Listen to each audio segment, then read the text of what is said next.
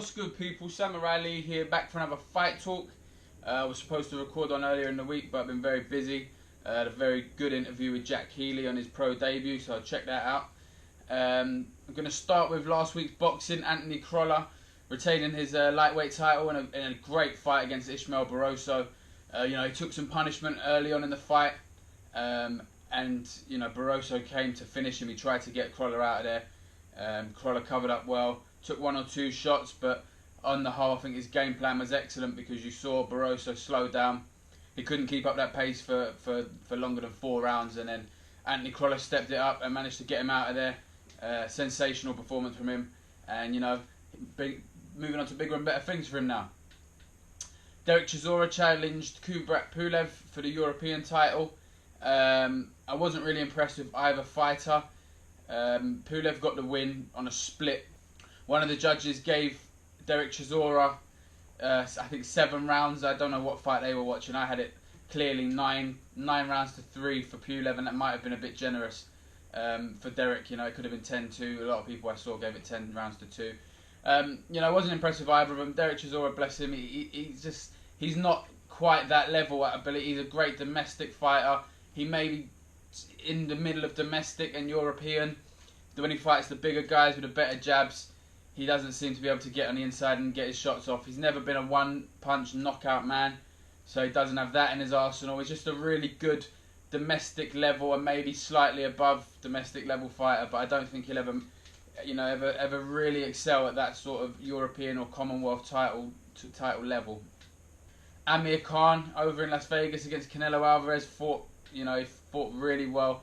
A great effort from him. He won the first 3 or 4 rounds, in my opinion. I think most people had that, apart from the judges. 2 of the judges, I think, had Canelo winning the fight up until the stage of the knockout. But what a devastating knockout that was.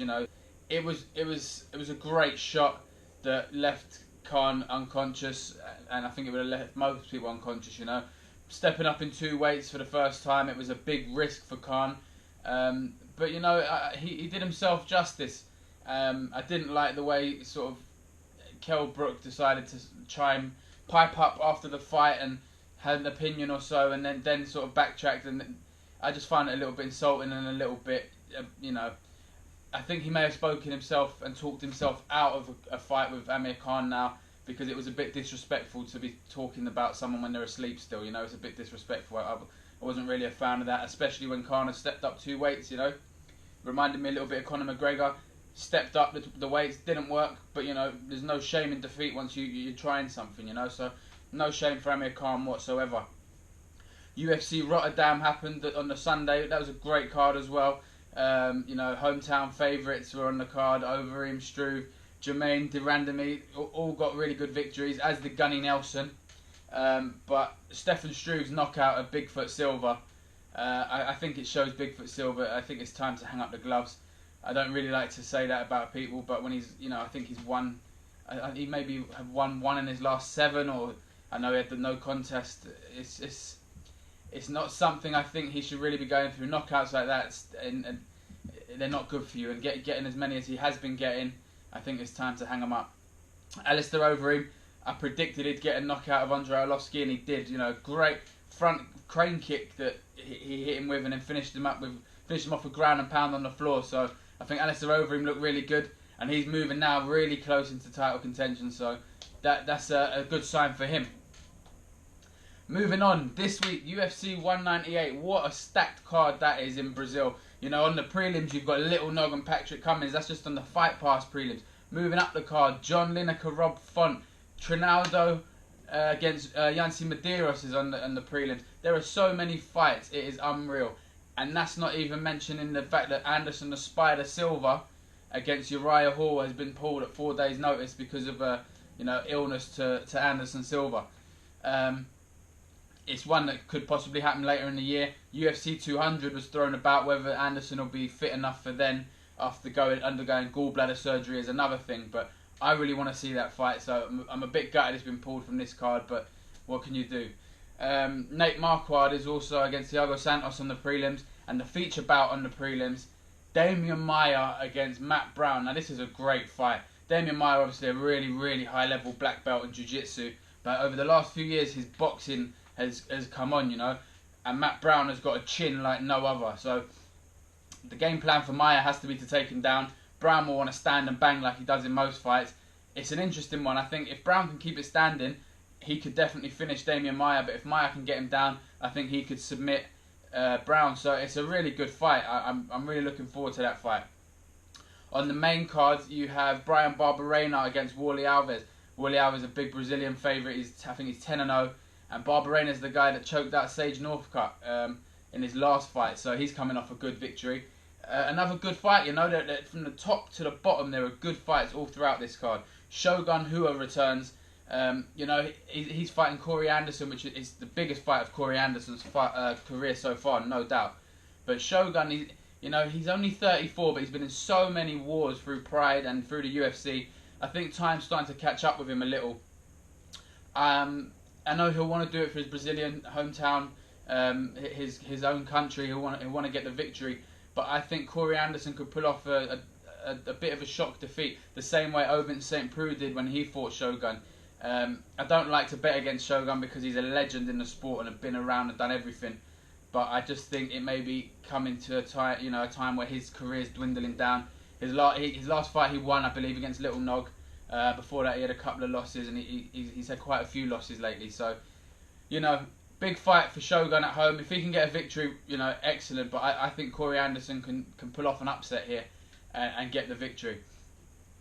Cyborg, you know, Cyborg Santos makes a UFC debut at a catchweight bout against Leslie Smith, 140 pounds. Leslie Smith, for taking this fight, fair play to her, because, you know, she's been campaigning at bantamweight. She won her last fight, but her last loss was the Jessica Eye fight where her ear exploded famously. So, you know, all props to Leslie Smith for taking this fight against someone that is widely regarded as one of the very, very best women to grace MMA. She hasn't done it in UFC before. We'll see how she fares in the UFC with the bigger and better girls. It's a really good fight, and Cyborg coming in, it will be good to see how the weight cut affects her and how she looks at the weigh-ins. It's only £5 from where she's used to campaigning at featherweight, the 140 catch weight. So hopefully she comes through that, looks good, and then she can drop down at bantamweight where all the big fights are, the Rondas, the Holmes, the Nunez, the Tates. So yeah, really exciting times in the ladies division now. Jacare Souza and Vitor Belfort is the co-main event. They're both two of the very, very top guys in the division. Jacare is one of the most highly decorated. I think jiu-jitsu is second to none.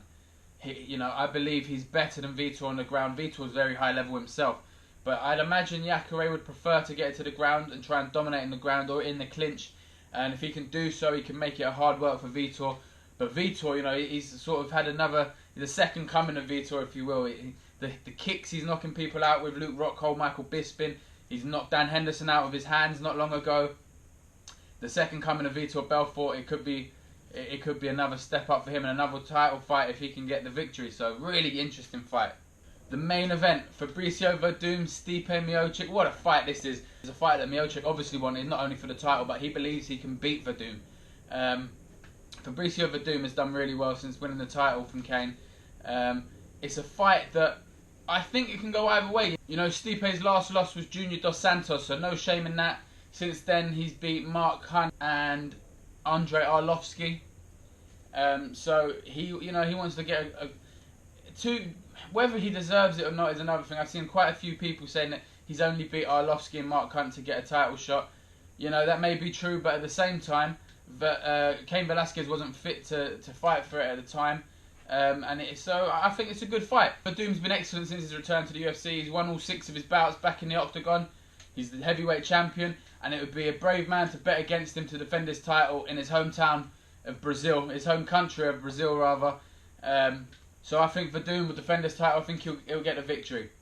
So thanks for watching, guys. Be sure to hit like and subscribe. Please leave a comment as well if there's anything you'd like to see, any specials you'd like to see me talk about. And don't forget to check out my last interview with Jack Healy.